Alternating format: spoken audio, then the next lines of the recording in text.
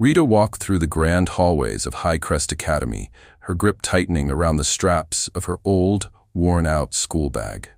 The walls echoed with the whispers of students, their privileged laughter filling the air as they exchanged glances and sneers in her direction. She wasn't like them. She was a poor girl in a world of gold, surviving on a scholarship that made her a target for bullying, insults, and humiliation. The weight of her parents' sacrifices sat heavy on her shoulders. Her mother scrubbed the floors of this very school, and her father stood as a night guard at its gates. They had given up their dreams so she could have one. But at High Crest, no amount of intelligence could shield her from the cruelty of wealth. "Look at her," one girl murmured to another, pretending to fix her expensive earrings. "She acts like she belongs here." Another student scoffed. "Scholarship beggar. She should be thanking us for letting her breathe the same air." Rita clenched her jaw but kept walking. She had learned that words only had power if she let them. But it wasn't just the words. Sometimes they took it further. Shoving books off her desk, pulling her chair away as she sat, slipping rude notes into her locker. Some days she could handle it. Other days, she wanted to disappear. But she endured it because failure wasn't an option. She refused to let them win. Among the students, one boy stood out from the rest, not because of his cruelty, but because of his dangerous charm. Daniel, the headmistress's son, the boy everyone feared yet wanted to be close to. He was untouchable, the kind of person who didn't need permission to take whatever he wanted. And for months, Rita had felt his gaze follow her. She had always avoided his presence, ignored the moments when his eyes lingered too long, when his smirk carried a silent threat. She had no idea that avoiding him was never an option. Because one night, Daniel decided she belonged to him. The evening was quiet when Rita left the library, her books pressed to her chest. The school hallways were deserted, bathed in the dim glow of flickering lights. She had stayed too late, lost in her studies. As she turned a corner, a shadow blocked her path. Daniel. He leaned casually against the lockers, arms crossed, that predatory smirk on his face. "You're always so serious, Rita," he murmured, stepping closer. "It's almost like you don't know how to have fun." Something in his voice sent a chill down her spine. She took a step back. "I need to go home." But he didn't let her. The air became suffocating, her heartbeat pounded in her ears. And then, darkness, pain, silence. The hallway felt colder than before, the dim glow of the overhead lights flickering like they were struggling to stay alive. Rita's breath hitched as Daniel stepped closer, his tall frame blocking her only path of escape. Her hands clenched around her books, her mind screaming for her to run, but her feet remained frozen to the ground. The smirk on his face widened, and the shadows in his eyes darkened with something unspoken. Something dangerous. "You always act like you're better than us, don't you?" His voice was low, almost teasing, but there was nothing playful about the way he looked at her. Rita swallowed, her throat dry. "I need to go home," she said, forcing her voice to stay steady. She didn't beg. She never begged. Daniel didn't move. Instead, he leaned against the lockers beside her, his fingers tapping against the cool metal as if he had all the time in the world. "Home?" he echoed, pretending to think. "But thought you liked spending time at school, little scholarship girl." His words were drenched in mockery. Rita's heart pounded so hard she thought it might break her ribs. "Please," she tried again, this time softer, calmer. If she didn't panic, maybe he would let her go. But then he reached out, his fingers brushing against her arm, and something inside her snapped. She jerked back instinctively, and that's when his expression shifted. The amusement vanished, replaced with something colder, meaner, unforgiving. The next moments blurred together. A hand gripping her wrist, a struggle, a door swinging open, the world spinning, pain, darkness, silence. Rita didn't remember when she stopped fighting, maybe when she realized no one was coming to save her. Maybe when she understood that at High Crest, Daniel could do whatever he wanted and no one would dare to question him. When it was over, when the weight of him was gone and the room was empty, she lay on the floor staring at the ceiling. A tear slid down her cheek, and she let it. Just one. Then she pulled herself up, fixed her uniform, and walked out of the room with shaking legs but a straight spine. No one could know. No one. At home, the world still turned as if nothing had happened. Her mother hummed a soft tune as she folded freshly washed clothes. Her father sat at the kitchen table, reading a newspaper, his glasses slipping down his nose. They looked so peaceful, so unaware. Rita stood in the doorway, watching them, wondering how a single moment could change her forever, while the rest of the world remained exactly the same. "You're late," her father finally said, not looking up. Rita opened her mouth to respond, but her voice felt trapped in her throat. Her mother glanced at her, concern flickering in her gaze. "Are you okay, sweetie?" No. She wasn't okay. She would never be okay again. But she forced a smile. "I'm fine, Mama." And then she turned away, locking herself in her room, where she finally allowed herself to break. For weeks, she carried the secret like a chain around her neck, heavy and suffocating. She avoided Daniel in the hallways, but it didn't matter. He acted like nothing had happened, like she was nothing at all. And maybe she was. She wanted to disappear, to make herself invisible, but life had other plans. A month later, as she stood in the school bathroom, staring at a small white stick in her trembling hands, she realized something that made the horror real all over again. She was pregnant. The small white stick in Rita's hand felt heavier than anything she had ever carried. Her fingers trembled as she stared at the result. 2 lines, positive. Her chest tightened, and for a moment, the world blurred around her. The cold bathroom tiles beneath her feet, the dim fluorescent light above her. Everything became distant, unreal. This isn't happening. This can't be happening. The test clattered to the sink as she stepped back, gripping the edge of the counter to keep herself from collapsing. The weight of what this meant pressed into her ribs like a vice. Daniel had stolen something from her, and now she was carrying his child. The next few days were a haze of denial and fear. Rita skipped meals, barely spoke to anyone, and spent most of her nights awake, staring at the ceiling, her hands unconsciously resting on her stomach. "What am I going to do?" she asked herself over and over again. But no answer came. Telling her parents was not an option. Her mother had spent her life scrubbing floors so Rita could have a better future. Her father had worked long nights to make sure she had an education. She couldn't let them down. And yet, hiding a pregnancy wasn't possible forever. The morning it all fell apart, Rita had barely stepped into the kitchen when her mother's sharp gaze landed on her. "Rita, come here." The command made her stomach twist. She hesitated, then walked over, trying to control her breathing. Her mother reached out, pressing a palm to Rita's forehead. "You've been pale. You're not eating. You're not yourself." Rita forced a small, weak smile. "I'm just tired." But her mother's gaze hardened. "Take off your sweater." Panic surged through Rita. "Mama, But it was too late.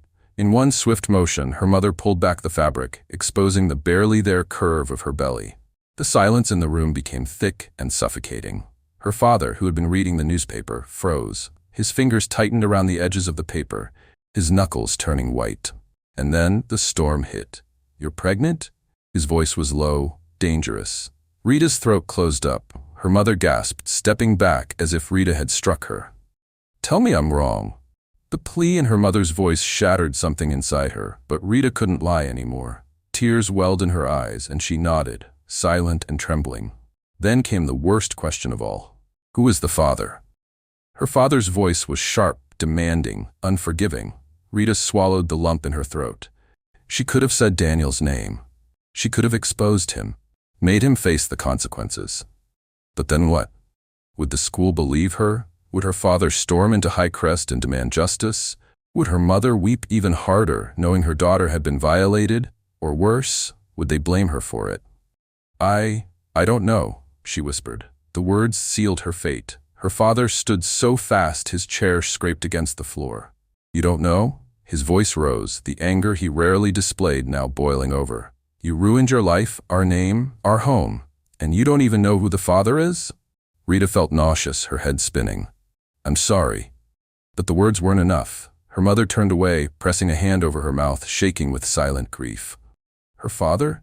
His disappointment cut deeper than any insult could. "Pack your things." His voice was final. Rita blinked, her heart stopping for a second. "Papa, please.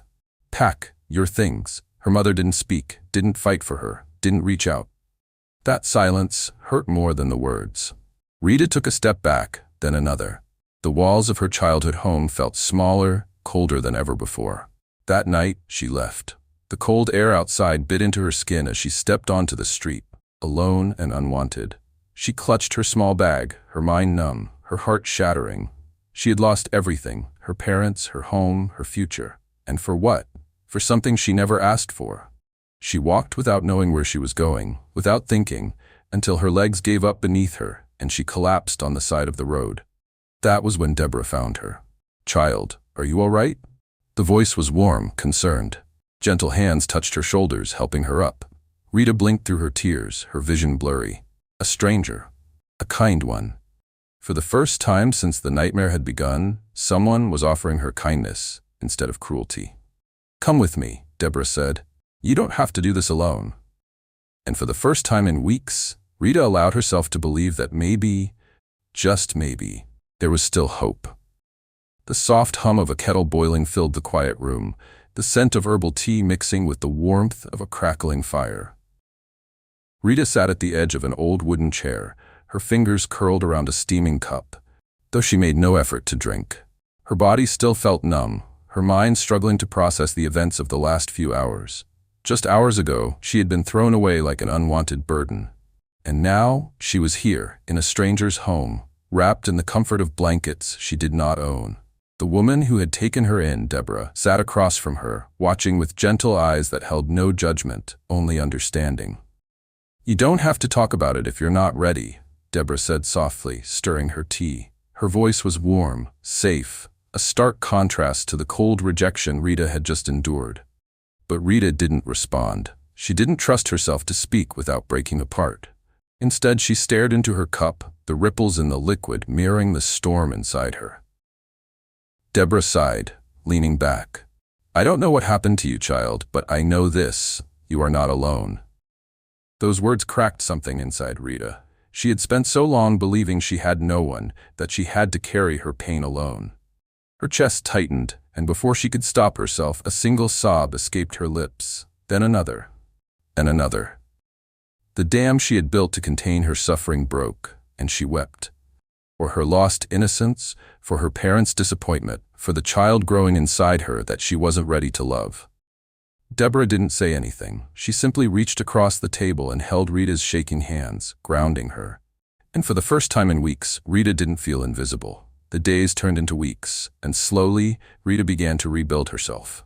Deborah was patient, giving her space when she needed it and support when she asked. The older woman was no stranger to hardship. She had seen many young girls abandoned, lost, and broken. But there was something different about Rita. She wasn't just trying to survive. She was trying to fight. Every morning, she woke up a little stronger. She learned how to cook, how to manage the small shop Deborah ran, and how to hold her head a little higher despite the whispers that followed her in the marketplace. She was still an outsider, a young girl carrying an unwanted pregnancy, but in Deborah's home, she was safe. Months passed, and soon the time came. The pain was unbearable. The night was endless. The walls of the small bedroom blurred as she screamed, clutching Deborah's hand as the contractions tore through her body. "Breathe, child," Deborah whispered, wiping the sweat from Rita's forehead. "You're almost there," Rita gasped, her vision swimming with exhaustion. She wanted to give up, but she had come too far. She pushed one last time, and then, a cry. A small, fragile cry that filled the room. Rita's entire world shifted. Deborah placed a tiny, wrinkled baby girl into her arms. Joan, her daughter, her reason to keep fighting. Tears spilled down Rita's cheeks as she traced the delicate features of her newborn, her heart breaking and healing all at once. "She's beautiful," Deborah murmured. Rita could only nod, overwhelmed with emotions she couldn't put into words. She had feared this moment for so long, feared she wouldn't be able to love this child. But looking at Joan now, feeling the warmth of her tiny body against her own, she knew one thing for certain. She would do everything to protect her daughter. She would never let the world break Joan the way it had broken her. And with that promise in her heart, Rita started over. The sun cast a warm, golden hue over the small marketplace as Rita moved swiftly between the aisles, a notebook tucked under her arm. The once broken girl who had arrived at Deborah's doorstep was gone. In her place stood a determined young mother, stronger, wiser, and hungry for success. It had been years since Joan was born, years of sacrifice, sleepless nights, and moments where giving up felt easier than moving forward. But Rita had refused to stay a victim. She built herself from nothing, taking every lesson Deborah had taught her and turning it into a foundation for something greater. At first, she helped run Deborah's small shop, learning how to manage money, negotiate prices, and handle customers with patience and skill. But soon, she wanted more. She saw potential where others saw limits. Instead of just selling household items, she began importing rare fabrics, striking deals with traveling merchants. The business grew. She saved every single coin she earned, investing instead of spending, watching as the shop expanded into something more than just a market stall. People started noticing her, talking about the young woman with fire in her eyes and business in her veins. Her rise wasn't easy. Men underestimated her. Competitors laughed behind her back. Some whispered that she would fail because a woman had no place in the world of business. But Rita thrived in proving them wrong. By the time Joan was old enough to start school, Rita had tripled her earnings, moved into a bigger house, and was no longer the desperate girl who had once been thrown away. Now she was a force, a woman who had built herself from the ashes. But she wasn't done. One evening, after closing a deal with a wealthy merchant, she sat across from Deborah, pouring tea for both of them. "I want to go bigger," she confessed, stirring her cup absent-mindedly. "I've mastered trade in the market, but I want something more stable, something bigger than just fabrics and small goods." Deborah raised an eyebrow, intrigued. "And what exactly do you have in mind?" Rita leaned back, exhaling slowly. "Luxury cars." Deborah blinked. "Cars?" "Yes." Rita nodded, her voice filled with certainty. "I've been watching how the rich move in this city. They always want the latest model, the best ride. Most import their cars at ridiculously high prices. What if I can give them something better?" Deborah chuckled, shaking her head. "You never stop dreaming, do you?" Rita smiled, a spark of ambition and fire in her eyes. "I don't dream, Deborah. I build." And she did. Within a few years, Rita's name became synonymous with luxury. She became the go-to dealer for the rich and elite, supplying high-end cars at competitive prices. Her business flourished, expanding beyond her city, her reputation spreading like wildfire.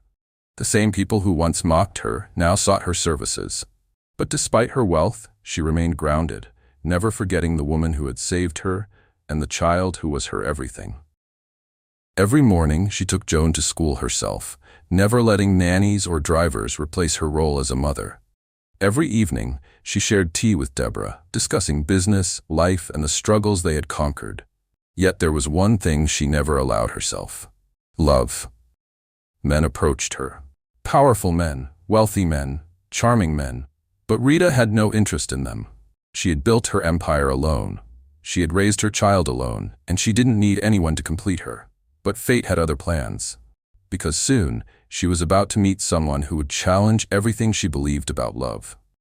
The rhythmic sound of Rita's sneakers against the treadmill echoed through the private gym inside the five-star hotel. Her heart pounded, sweat glistening on her skin as she focused on her workout. This was her daily escape. The one place where she wasn't a businesswoman, a mother, or the girl who had once been broken. Here, she was simply a woman pushing her limits, building herself stronger, refusing to slow down. She reached for her water bottle, taking slow sips as she adjusted the towel around her neck. That's when she felt it. Eyes on her. Not the casual glances she was used to, but something intense, curious, and undeniably bold. Rita turned her head slightly, scanning the gym, and then she saw him. A young man stood by the weight racks, arms crossed over his chest, watching her with an expression that sent a strange warmth curling in her stomach. He was tall, well-built, with sharp features, and a confidence that didn't come from arrogance, but from something deeper. His jet-black hair was slightly damp from sweat, and the moment she met his gaze, he did something that caught her off guard. He smirked. Not the kind of smirk she was used to, the mocking kind that men in her business world gave when they thought they were smarter than her. No, this one was playful, intrigued, interested. Rita blinked, looking away quickly. She wasn't here to flirt, but fate had other plans. As she grabbed her towel and turned to leave, a deep voice called out, smooth, confident, and annoyingly charming. You always this serious, or is it just because you know I'm looking? Rita paused mid-step, her grip tightening on the towel. Slowly, she turned to face him, raising an eyebrow. Excuse me? The man stepped closer, picking up a dumbbell as if the conversation wasn't affecting him at all. You've been running for the past 30 minutes like you're training for war, he said, flashing a grin. You didn't even notice me until just now. Rita scoffed, crossing her arms. You assume I should have noticed you? He shrugged. People usually do. Rita hated how effortless his confidence was. Most men annoyed her within the first few seconds, their intentions painfully obvious. But this man? There was something different about him. He wasn't trying to impress her. He wasn't acting like he knew who she was. He was simply intrigued, and she hated that it intrigued her back. Maybe I'm not most people, she said, brushing past him. He chuckled, the sound deep and smooth. That's obvious. She ignored him and left the gym, determined never to see him again. But fate had a cruel sense of humor. That evening, as she walked into the rooftop lounge of the hotel for a business dinner, she spotted a familiar figure sitting at the bar. Him. He was dressed differently now, a crisp black suit, a watch that screamed wealth, and an air of effortless charm. He caught sight of her, and this time he didn't smirk. He smiled. And damn it, it was a good smile. She tried to ignore him, focused on her meeting, but as soon as she wrapped up her discussions with a potential investor, a drink was slid across her table. A glass of red wine. She frowned, looking up, only to find him standing there, hands in his pockets, watching her reaction. You look like you need one, he said smoothly. I don't drink with strangers, Rita replied, pushing the glass back. His grin widened. Then let's fix that. He slid into the seat across from her. I'm James. Rita sighed. James? I'm not looking for conversation. Well, that's a shame, he said, leaning back. Because I am. There was something infuriatingly persistent about him, yet nothing about him felt forced. He wasn't trying to impress her with money. He wasn't throwing business cards or empty flattery. He was simply interested. For the first time in years, Rita felt unguarded. Against her better judgment, she sighed and took a slow sip of the wine. Fine, you've got 5 minutes. James grinned. More than enough time. And just like that, the conversation began. She had no idea that the man sitting across from her, the one making her laugh, the one reawakening a part of her she had buried for years, would soon change her life in ways she never saw coming. Because James wasn't just any man. He was Daniel's younger brother, and fate was about to get very, very complicated. Rita was no stranger to complicated men. She had spent years in boardrooms full of them, negotiating deals, dodging advances, and proving that she was more than just a beautiful woman in a world dominated by powerful men. But James was different. It started with small conversations, harmless, casual, something she could walk away from at any moment. At least, that's what she told herself. He had a way of making her laugh without effort, of making her forget for a moment that the world had once tried to break her. But there was also something dangerous about how easy it was to talk to him. She hadn't let a man into her life since Joan was born, and she didn't intend to start now. Still, the universe had other plans. Days turned into weeks, and despite her best efforts, their paths kept crossing. At the hotel gym, by the pool, in the business lounge, he was always there, and he never pushed, never crossed a line. He simply existed in her space, waiting, watching, teasing just enough to keep her intrigued, but not enough to make her run. You know, he said one evening as they sat by the poolside, glasses of wine in their hands, the city lights shimmering in the background. For someone who claims she doesn't have time for romance, you sure spend a lot of time talking to me. Rita smirked, swirling her drink. That's because you're annoyingly persistent. James chuckled. Or maybe because I'm the only one who doesn't treat you like some untouchable goddess of business. He leaned back in his chair, watching her with those intense eyes that always made her heart do something stupid. You're human, Rita. You should let yourself feel like it once in a while. She hated that he was right, but she also hated that she was starting to let him in. That night, after too much laughter and a lingering goodbye, Rita lay awake in her hotel bed, staring at the ceiling. This was dangerous. She didn't do this. She didn't fall. Not after everything she had survived. But something about James unsettled her carefully built walls, and that terrified her. She needed distance. The next morning, she told herself that she wouldn't see him again. She'd focus on her business, wrap up her meetings, and leave the city. Then her phone rang. It was James. "Breakfast?" His voice came through, casual, like they had been doing this for years. "I can't," Rita said, already knowing that if she saw him again, she would lose control of the feelings she was fighting. "Scared?" he teased. Rita narrowed her eyes, gripping the phone tighter. "Of what?" "Of liking me." She nearly hung up. Nearly. Instead, she sighed and said, "1 hour. That's all you get." James laughed. "I only need 30 minutes. And just like that, she was falling into something she couldn't stop. The twist that changed everything. It happened 2 nights later at an exclusive business gala Jesus Henvera. She had agreed to. She had agreed to go, not because she wanted to, but because part of her was curious. Who was this man that had managed to get under her skin so easily? Why did he make her feel like herself again? She arrived at the venue in an elegant black dress, Joan and Deborah teasing her earlier that evening about how much effort she had put into her appearance. James met her at the entrance, his eyes dark with admiration.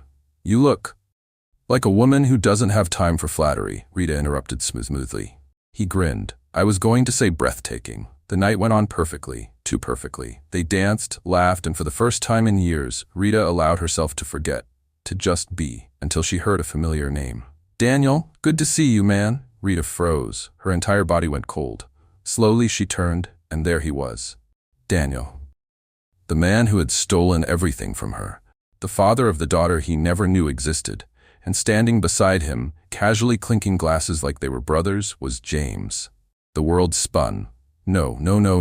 James turned, his smile fading when he saw the look on her face. "Rita?" But Rita couldn't speak, couldn't breathe. James was Daniel's brother. She felt like she was going to be sick. Without another word, she turned and walked away. Rita's heels clicked sharply against the pavement as she stormed out of the gala, her pulse pounding in her ears. The elegant night, the laughter, the connection she had started to allow herself to feel, it was all a lie. James. The man she had let into her world, the man who had made her laugh again, feel again, was Daniel's brother. Her breathing was ragged as she reached the hotel entrance. She needed to leave. Immediately. She had to get away before the memories swallowed her whole.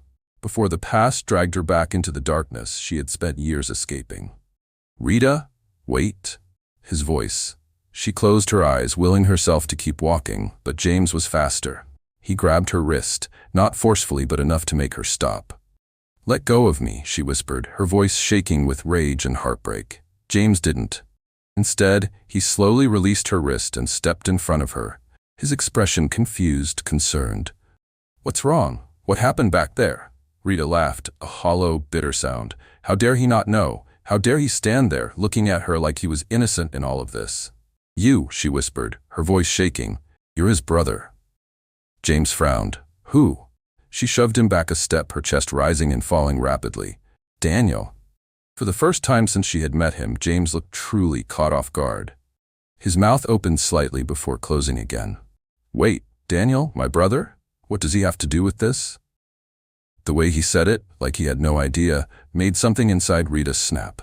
She took a step forward, her eyes burning with years of anger and pain. "Do you know what your brother did to me?" she hissed. "Do you know what kind of monster he is?" James froze. A small flicker of unease crossed his face, but still he shook his head. "Rita, I don't know what you're talking about." Her vision blurred, but not from sadness. From fury. From the injustice of how easy life had been for Daniel, while she had fought tooth and nail for every scrap of peace. "Your brother," she said, voice trembling, "ruined my life. He took something from me that I can never get back." Her throat closed, the words too painful to say outright. But the way James's face paled, the way he took a slow step back, told her that he understood. And then he whispered the question that nearly broke her. "Did he hurt you?" Rita inhaled sharply. The tears she refused to let fall burned her eyes. But instead of answering, she said the one thing she knew would shake him to his core. "I have a daughter, James." The weight of those words hung between them, heavy, suffocating. James's breath hitched. "You what?" "She's 17, and she's Daniel's daughter." The silence that followed was deafening. James swayed slightly, as if the ground beneath him had shifted. his hands clenched into fists at his sides, his jaw tightening as he looked away. "No," he whispered, shaking his head. "That can't be true." Rita laughed bitterly. "Why? Because you thought your brother was a good person?" She wiped at her face angrily. "Because you thought I was just some businesswoman who happened to cross your path?" She took a deep breath, trying to steady herself. "This is my truth, James. This is my life, and I will never, never forgive him for what he did." James ran a hand through his hair, pacing for a moment. He looked like he had just been punched in the gut. When he finally met her eyes again, his expression was unreadable. "Why didn't you tell me sooner?" Rita steeled herself. "Would it have changed anything?" He exhaled sharply. "Yes." For a long moment they just stood there. Two people on opposite ends of a war neither of them had started, but both were now forced to fight. Then James spoke, his voice filled with an anger she hadn't expected. "I need to talk to him." Rita's chest tightened. "No, you're not dragging me into this." "I'm not letting him get away with it," James snapped. His usual, easy confidence was gone, replaced by something dangerous. "I don't care if it was 17 years ago. I need to hear the truth from him. I need to know the kind of person I've been calling my brother." Rita stared at him, torn between wanting to run far away from this and wanting to see Daniel finally held accountable. And deep down, in a place she didn't want to acknowledge, she wondered, was it possible that James truly cared? That he wasn't like his brother? That maybe, just maybe, she hadn't made a mistake by letting him in? But that didn't matter now, because James was about to dig into the past, and the past was about to fight back. James sat across from Daniel in the dimly lit study of his family's estate, his fingers clenched into fists on the table.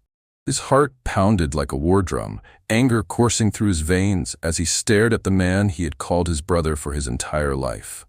Daniel, ever the picture of control, leaned back in his chair with a slight smirk. "You wanted to talk?" His tone was casual, but James saw it now, the cracks beneath the surface. The way his fingers drummed slightly against the desk, the way his shoulders tensed ever so slightly. Daniel wasn't as calm as he wanted to appear. James took a deep breath, forcing himself to speak, though every word felt like a blade to his chest. "Rita," he said, his voice low and filled with barely contained rage. "Do you remember her?" The smirk on Daniel's face faltered. James noticed. "I don't know who you're talking about," Daniel said too quickly. James scoffed, shaking his head. "Don't lie to me." He leaned forward, his jaw tightening. "She was a girl at High Crest, a scholarship student, someone you—" He swallowed back the bile rising in his throat. "Someone you hurt?" Daniel stiffened, just for a second, but it was enough. James saw it, felt it, the way the air in the room shifted, the way the truth finally surfaced. "Tell me you didn't," James whispered, his voice breaking. "Tell me you're not that kind of person." Daniel exhaled slowly, running a hand through his hair before giving a mocking, bitter chuckle. "You're acting like I killed someone." James's hand slammed against the table. "You might as well have. You destroyed her life." His voice shook, his body trembling with anger, betrayal, grief. "She was 17, Daniel, a kid. And you took—" His breath hitched. "You took everything from her." Daniel's expression hardened. "I was a teenager too," he said flatly. "I was drunk. It wasn't planned." He exhaled, tilting his head. "Why do you even care?" James felt like he had been punched in the gut. His ears rang. Why did he care? Because he loved her. Because Rita had become his world. Because she had carried this pain alone for 17 years, and he had been blind to it. James pushed his chair back and stood up. "You don't even regret it, do you?" His voice was quiet now, dangerous. Daniel simply shrugged. And in that moment, James knew. Daniel wasn't his brother anymore. He turned toward the door, his mind racing. He needed to see Rita, needed to tell her that she was right, that she wasn't crazy, that she hadn't imagined what had happened, that he believed her, that he chose her. Rita sat on the balcony of her home, staring at the city lights below, her heart heavier than it had ever been. She had barely slept since she walked out of that gala, since she told James the truth. She had been preparing herself for the worst, for him to choose his brother, for him to walk away. Because men like James didn't stay. They never did. A part of her wanted to hate him, to push him away before he could hurt her. But another part, a foolish, fragile part of her heart, wanted him to fight. A knock at the door startled her. Deborah opened it, and there he was. James. Rita's breath caught in her throat. He looked different, wrecked, like he had fought a war and barely survived. They stared at each other for a long moment, neither speaking. Then James exhaled sharply, taking a slow step forward. I talked to him. Rita's fingers tightened on the railing. And? James swallowed. He didn't deny it. His voice was raw, pained. He didn't even regret it. A sharp inhale slipped from Rita's lips. Hearing it confirmed hurt more than she expected. James took another step closer. I'm not my brother, Rita. She closed her eyes. I know. Do you? His voice cracked. Her eyes snapped open, meeting his gaze. James? He stepped forward until he was right in front of her.